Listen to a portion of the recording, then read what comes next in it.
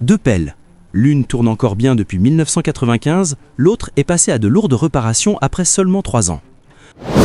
Même marque, même puissance, même usage, alors qu'est-ce qui fait la différence? Il y a 30 ans, une pelle pouvait tourner des milliers d'heures sans broncher. Aujourd'hui, certaines machines flambant neuves tombent en panne avant même leur 3e année.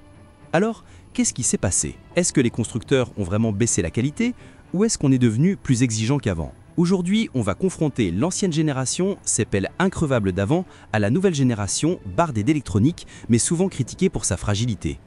Et à la fin de cette vidéo, tu vas comprendre pourquoi ton grand-père jurait sur sa pelle et pourquoi toi, tu appelles le SAV tous les 6 mois. Sur cette chaîne, on a reçu des dizaines de témoignages d'artisans et de professionnels du BTP qui n'ont pas mâché leurs mots et confirment tous la même chose. Les pelles Varvan, c'était du solide. Celles d'aujourd'hui sont fragiles. On va décortiquer les vraies raisons. La conception, les matériaux, l'électronique et même la stratégie des constructeurs. Restez jusqu'à la fin de la vidéo, j'ai une petite solution pour contourner le problème. Certains ne vont peut-être pas aimer.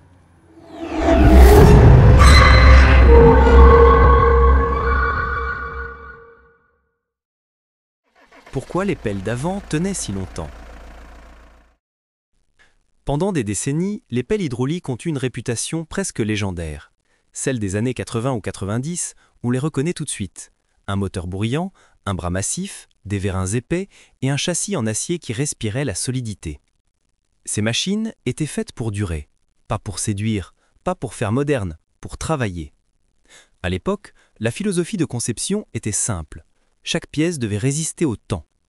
Les constructeurs misaient sur la mécanique pure, peu d'électronique, peu de capteurs et un entretien facile que n'importe quel mécanicien de chantier pouvait réaliser sans ordinateur ni valise de diagnostic. Les circuits hydrauliques étaient surdimensionnés, les moteurs toléraient des carburants de moindre qualité et tout était pensé pour supporter des conditions extrêmes, pluie, poussière, chaleur ou boue. Le secret de leur longévité venait aussi des matériaux. Les aciers utilisés étaient plus épais, souvent traités de manière traditionnelle, avec des marges de sécurité énormes. En clair, même si la pelle travaillait au-delà de ses limites, elle encaissait sans broncher. C'est pour ça qu'on retrouve encore aujourd'hui des modèles de plus de 20 ans qui fonctionnent parfaitement, parfois avec leurs pièces d'origine. Il faut aussi comprendre le contexte industriel de l'époque. Les marques produisaient localement, avec un contrôle qualité très rigoureux. Une pelle sortie d'usine avait des composants issus du même site ou du même pays, ce qui assurait une cohérence dans la fabrication. Et surtout, il y avait une logique de fidélisation par la fiabilité. Un constructeur voulait que sa machine tourne longtemps, parce que c'est ainsi qu'il gagnait la confiance de ses clients. Autre point clé, l'entretien. Les systèmes étaient simples et accessibles. Changer un filtre, réparer une pompe ou démonter un vérin, tout cela se faisait avec les outils de base. Les pièces détachées étaient standardisées, souvent compatibles entre plusieurs modèles, ce qui réduisait les coûts de maintenance et prolongeait la vie des engins. À cette époque, on construisait pour durer. Ce n'était pas une stratégie marketing, mais une nécessité économique. Une machine devait amortir son coût sur 20 ans, parfois plus. Et elle le faisait. Les propriétaires savaient qu'ils pouvaient compter sur leurs engins, qu'ils allaient tourner tant qu'on les entretenait correctement. C'est pour ça que beaucoup d'artisans ou d'entreprises familiales conservent encore leurs vieilles pelles. Elles démarrent au quart de tour, elles ne sont pas rapides, mais elles travaillent. Jour après jour, sans électronique fragile, sans capteur à 500 €, sans alarme inutile. Et quand on compare tout cela avec les modèles récents, une question revient souvent. Qu'est-ce qui a changé? Est-ce que les matériaux sont devenus moins bons? Est-ce que la production est moins rigoureuse? Ou est-ce que tout cela répond à une autre logique, celle d'un marché qui ne veut plus forcément que les machines durent? C'est ce qu'on va explorer dans la suite, comprendre concrètement pourquoi la fiabilité s'est effondrée et ce qui se cache derrière cette évolution.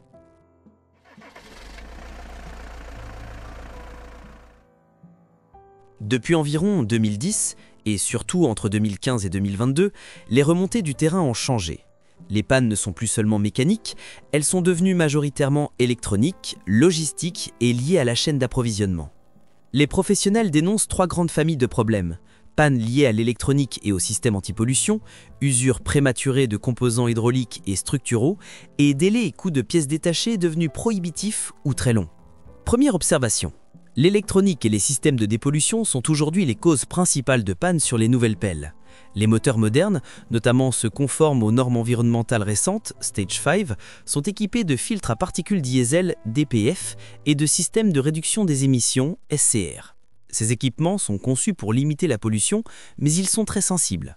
Si le DPF s'encrasse ou si un capteur tombe en panne, la pelle peut refuser de démarrer ou perdre de la puissance et elle reste souvent immobilisée jusqu'à ce qu'un technicien intervienne avec un outil de diagnostic spécialisé. Autrement dit, là où avant une panne pouvait se régler avec des outils simples, aujourd'hui une panne électronique ou liée au filtre peut immobiliser la machine plusieurs jours, même pour un problème qui semble mineur. Deuxième constat. Les composants hydrauliques et certaines pièces d'usure montrent une usure accélérée sur plusieurs séries récentes. Les retours d'atelier indiquent plus de fuites hydrauliques, pompes et vérins remplacés plutôt qu'avant, symptômes compatibles avec des tolérances de fabrication plus serrées ou des matériaux allégés. Les guides techniques et fiches de maintenance soulignent que contamination d'huile, pompes usées et joints finissent par générer des baisses de performance plus rapides qu'autrefois. Troisième point, la sous-traitance et la dispersion des chaînes de production ont multiplié la variabilité de qualité entre deux machines identiques. Là où les unités anciennes utilisaient des composants produits localement et contrôlés, les modèles modernes peuvent intégrer pièces de fournisseurs différents selon la série ou le lot. Des études sur la sous-traitance expliquent comment cela crée des écarts de fiabilité et complique la gestion des pièces. Quatrième constat, commercial, logistique. Parts lead times et politiques d'après-vente ont empiré pendant et après les ruptures de 2020-2022. Les pénuries de semi-conducteurs, de fonderies et les retards logistiques ont allongé les délais de livraison pour certaines pièces critiques. En parallèle, beaucoup d'OEM n'ont pas reconstitué de stock standard pour limiter le coût de stockage, rendant certaines réparations longues et coûteuses. Les analyses sectorielles récentes décrivent ce phénomène comme partiellement résolu, mais toujours impactant pour les équipements très demandés ou surspécifiés. Enfin, remarque structurelle, la stratégie commerciale a changé, plus de pièces propriétaires, diagnostics verrouillés et dépendance au réseau agréé. Conjugué au coût élevé de certaines pièces électroniques, cela crée un cycle où la réparation coûte cher et prend du temps, poussant parfois les entreprises à remplacer plutôt qu'à réparer. En fait, la façon dont on conçoit, fabrique et entretient les pelles a profondément changé. Résultat, les engins modernes, contrairement à ceux d'autrefois, montrent une fragilité accrue. Voici pourquoi, point par point. 1. Normes environnementales et complexification technologique. L'un des changements majeurs vient de l'imposition de normes de dépollution toujours plus strictes. Filtres à particules, DPF, système de recirculation des gaz d'échappement, réduction des NOx, etc. Ces dispositifs exigent des capteurs, des réseaux électroniques, des matériels d'après-traitement et des régimes de fonctionnement précis. Si l'un des capteurs tombe en panne, ou si la machine ne fonctionne pas dans les plages attendues, la performance chute ou la machine s'arrête.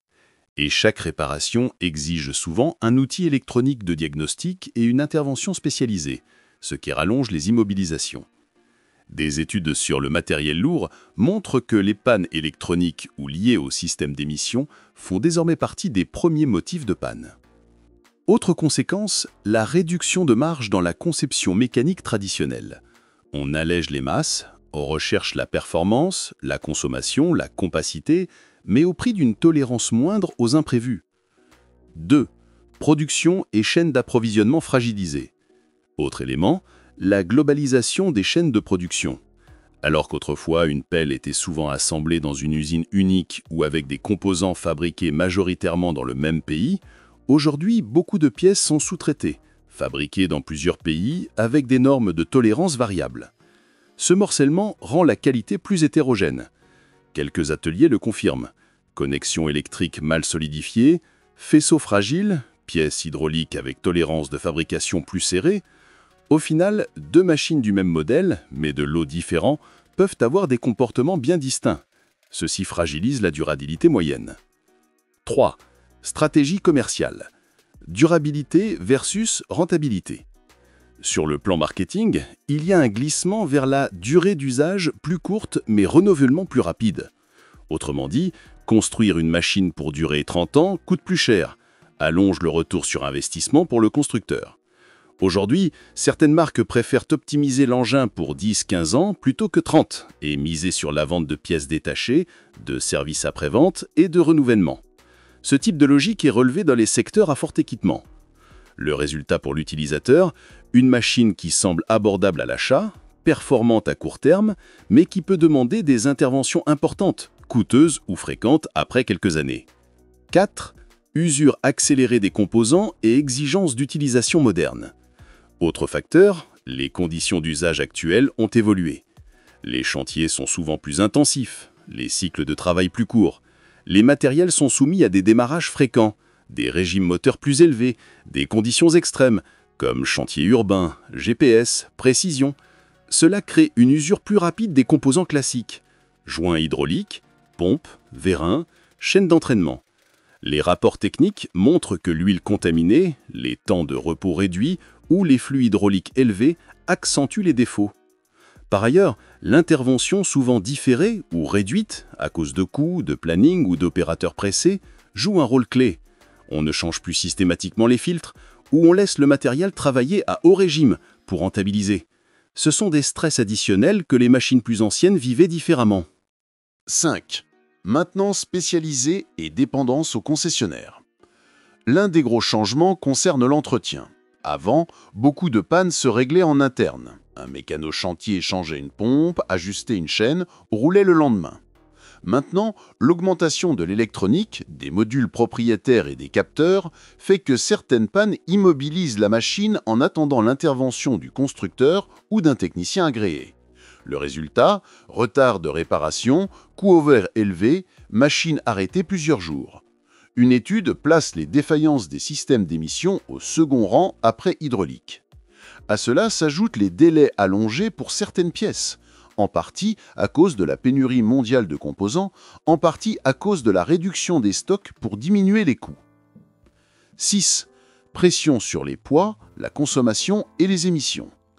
Les objectifs de réduction de consommation, de bruit et de masse ont imposé des compromis techniques. Poids moindre égale châssis plus léger, acier d'épaisseur réduite, gain de carburant, mais moins de marge mécanique. Moins de bruit implique des enveloppes, des pompes plus silencieuses, des systèmes d'isolation qui rendent l'accès maintenance plus complexe. Ces contraintes se rajoutent aux contraintes classiques de fiabilité. Cette combinaison pèse lourd sur la durée de vie d'ensemble. 7. Complexité accrue et effet de couplage inattendu. Enfin, la multiplication des capteurs, de l'électronique, des communiqués CAN, des modules de gestion intelligents crée de nouveaux effets secondaires. Un capteur défectueux peut déclencher la réduction de puissance, mais masquer un problème hydraulique réel. L'interaction des systèmes rend les diagnostics plus longs. Certains défauts secondaires ne sont pas immédiatement pris en compte. Cette complexité globale augmente la probabilité de panne. L'article « Répartition Weibull sur la fiabilité des pelles » remarque que l'augmentation de la complexité mécanique réduit la durée médiane de vie. En résumé, les pelles modernes sont plus fragiles non pas uniquement parce qu'elles sont mal faites, mais parce que le cadre autour d'elles a changé. Normes plus strictes, chaînes de production éclatées, stratégies d'équipement renouvelables, conditions d'utilisation plus agressives, maintenance plus complexe et dépendante, composants plus sensibles et interactions qui se multiplient. Pour toi, professionnel du BTP, cela signifie que l'achat d'une pelle aujourd'hui ne peut pas se limiter à marque plus puissance, mais doit intégrer la qualité de l'électronique et de l'après-traitement, la traçabilité des composants, la facilité d'entretien hors concession, le stock des pièces détachées et la stratégie de maintenance réelle. Dans la prochaine partie, on verra comment choisir une machine qui tente de remédier à ces failles et les critères pour investir intelligemment en 2025.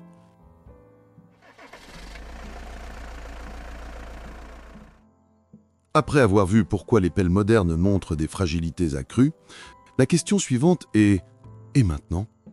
Que peut faire un artisan ou une entreprise BTP quand il doit investir dans une pelle? Voici les pistes concrètes, puis mon pronostic pour les années à venir. Avant tout, il ne suffit plus de se fier à la marque ou à la réputation à elle seule. Il faut poser des critères précis. Vérifier la traçabilité des composants, moteurs, hydrauliques, électroniques.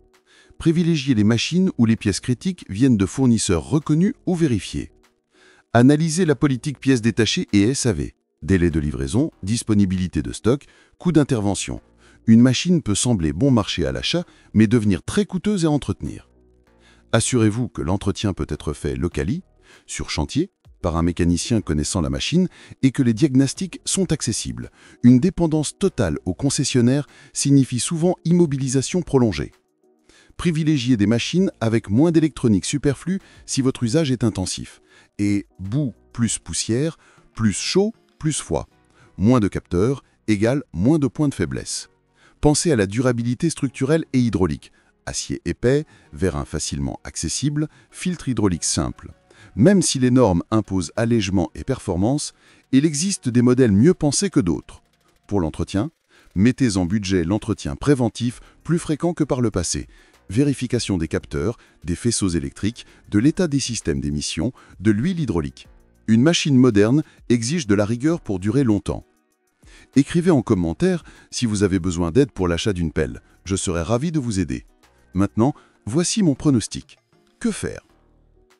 Après tout ce qu'on vient de voir, la perte de robustesse, la complexité électronique, la dépendance au SAV, une question revient sans cesse. Est-ce que ça va s'arranger? Est-ce qu'on reverra un jour des machines capables de tourner 20 ou 30 ans comme avant? La réponse n'est pas simple, mais elle existe. Il faut se poser cette question, où va le marché aujourd'hui? Les constructeurs ont désormais 3 priorités. Réduire les émissions, alléger les machines et les rendre plus connectées. Autrement dit, tout ce qui rendait les pelles d'avant indestructibles, acier plus épais, conception simple, mécanique robuste, est aujourd'hui en tension avec les normes environnementales et la logique industrielle mondiale. Mais attention, cette course à la technologie n'est pas uniquement négative. Certains constructeurs travaillent déjà sur des hybrides plus fiables, avec des systèmes de filtration mieux calibrés et des électroniques plus stables. D'autres réintroduisent des séries simplifiées destinées au marché où la maintenance doit rester accessible, Afrique, Asie de l'Est et Europe de l'Est. Et ces modèles commencent doucement à arriver sur le marché français de l'occasion.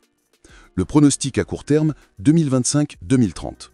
Sur les 5 prochaines années, la tendance est plutôt claire. La robustesse mécanique ne reviendra pas au niveau des pelles des années 90 ou 2000. L'électronique restera omniprésente, notamment à cause des normes Stage 5 et futurs Euro 7. En revanche, les pannes récurrentes devraient diminuer, car les fabricants apprennent de leurs erreurs. DPF mieux calibrés, faisceaux électriques plus stables, capteurs plus fiables. Autrement dit, les pelles ne redeviendront pas comme avant, mais leur taux d'immobilisation pourrait diminuer si les constructeurs poursuivent cette amélioration continue. On va vers des machines plus intelligentes, mais pas forcément beaucoup plus durables sur le long terme. Le pronostic à long terme, 2030-2040. Sur le plus long terme, 2 scénarios se dessinent. Scénario 1, l'évolution verte. Les moteurs thermiques disparaissent progressivement au profit de l'hybride et de l'électrique. Moins de chaleur, moins de pièces en friction, donc moins d'usure mécanique, mais beaucoup plus d'électronique et de batterie à entretenir. Résultat, on gagne en propreté et en confort, mais pas forcément en durée de vie. Scénario 2, le retour au bon sens mécanique.